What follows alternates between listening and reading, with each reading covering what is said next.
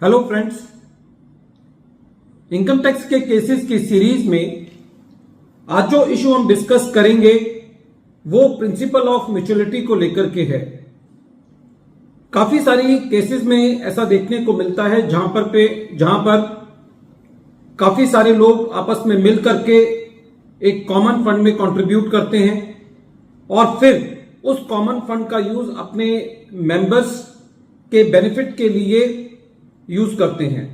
उदाहरण के तौर पर काफी सारी सोसाइटीज के अंदर ऐसा देखा गया है कि जहां पर लोग रहते हैं वहां पे वो एक सोसाइटी बना लेते हैं, वहां पे सारे लोग आपस में मिलकर के कंट्रीब्यूट करते हैं और फिर उस पैसे से उस सोसाइटी को मेंटेन करते हैं। उसी की तर्ज पर काफी सारे क्लब्स खुले हुए हैं, क्लब्स के मेंबर्स होते हैं और वो मेंबर्स उस क्लब का जो कॉमन फंड होता है उसमें कंट्रीब्यूट करते हैं। उस क्लब में जाकर के स्विमिंग पूल की फैसिलिटीज यूज करते हैं, एयर कंडीशन हॉल यूज करते हैं, उस क्लब का लॉन यूज करते हैं। तो ऐसी परिस्थिति में जहां पर एक लाइक माइंडेड पर्संस इकट्ठा होकर के किसी कॉमन फंड में कंट्रीब्यूट करते हैं और फिर उस कॉमन फंड को खाली मेंबर्स के लिए यूज करते हैं, तो वहां पर उस कॉमन फंड से जो इनकम होती है वो टैक्सेबल नहीं होती। यही प्रिंसिपल ऑफ म्यूचुअलिटी है।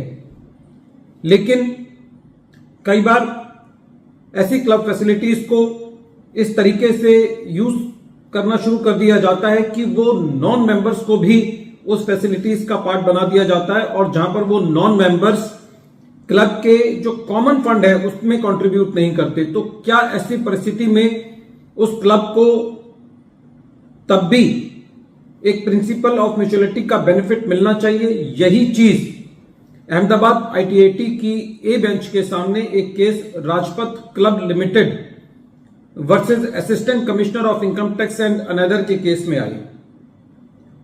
ये case 113 ITR tribunal short notes 45 पर रिपोर्ट हुआ और इस केस का जजमेंट 28 जून 2024 को आया।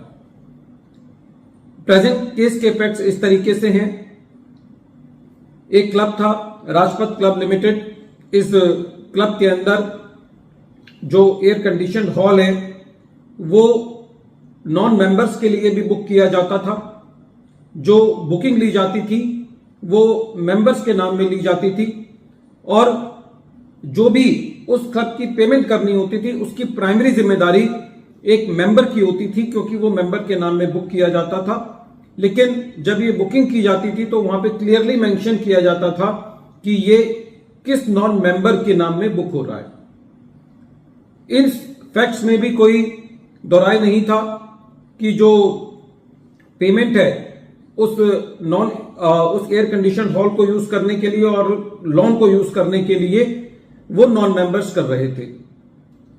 पुराने सालों के अंदर जब ये मैटर ट्रिब्यूनल ने एसएससी के फेवर में दिया तो उस वक्त ट्रिब्यूनल के संज्ञान में ये बात नहीं लाई गई थी कि जो पेमेंट है क्लब फैसिलिटी को यूज करने के लिए वो नॉन मेंबर्स कर रहे हैं, इसलिए फैसला एसएससी के हक में था। लेकिन प्रेजेंट केस के अंदर असेसिंग ऑफिसर ने जो एडिशन किया हुआ था वो ये किया हुआ था कि प्रिंसिपल ऑफ म्यूचुअलिटी नहीं लगता, क्योंकि प्रेजेंट केस में जो मेंबर्स हैं उनका रोल खाली ये है कि खाली उनके नाम में बुकिंग की गई है, वो एक तरीके से एक कंड्यूट के रूप में इस्तेमाल हो रहे हैं। और असेसिंग ऑफिसर का ये कहना था कि जो नॉन मेंबर्स हैं वो कॉमन फंड में कंट्रीब्यूटर नहीं है और जो पेमेंट की जा रही है वो नॉन मेंबर्स के द्वारा की जा रही है। इसीलिए इस क्लब को जो नॉन मेंबर से पैसा आ रहा है उस पैसे पर प्रिंसिपल ऑफ म्यूचुअलिटी का बेनिफिट नहीं मिलना चाहिए। CIT अपील ने भी AO के ऑर्डर को अपील रखा था और जब ये मैटर ट्रिब्यूनल के पास था तो ट्रिब्यूनल ने यहां पे फैक्ट्स को डिफरेंशिएट करते हुए ये कहा कि ट्रिब्यूनल के संज्ञान में ये बात पहले नहीं लाई गई थी कि जो पेमेंट है वो नॉन मेंबर्स कर रहे हैं, और सारे फैक्ट्स एंड सर्कमस्टांसेस को देखते हुए ये पता चलता है कि जो मेंबर्स हैं वो खाली एक कंड्यूट थे, वो खाली एक अपना नाम लैंड कर रहे थे। और ऐसी परिस्थिति के अंदर जो नॉन मेंबर्स से एयर कंडीशन हॉल और लोन फैसिलिटीज को यूज करने के लिए जो पैसा दिया जा रहा है वो डायरेक्ट नॉन मेंबर से आ रहा है और उस पैसे पर प्रिंसिपल ऑफ म्यूचुअलिटी का बेनिफिट क्लब को नहीं मिलना चाहिए। फ्रेंड्स, तो एक बात इस चीज से सामने होती है इस केस से कि जो प्रिंसिपल ऑफ म्यूचुअलिटी है वो काफी स्ट्रिक्टली फॉलो किया जाना चाहिए। यदि नॉन मेंबर से भी पैसा रिसीव हो रहा है और फैसिलिटी उनको एक्सटेंड की जा रही है तो प्रिंसिपल ऑफ म्यूचुअलिटी का बेनिफिट एसएससी को नहीं मिलेगा।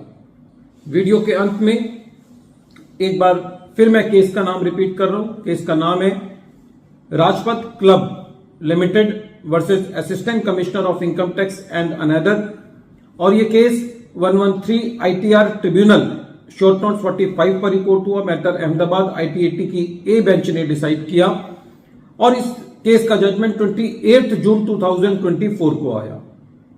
Thank you friends.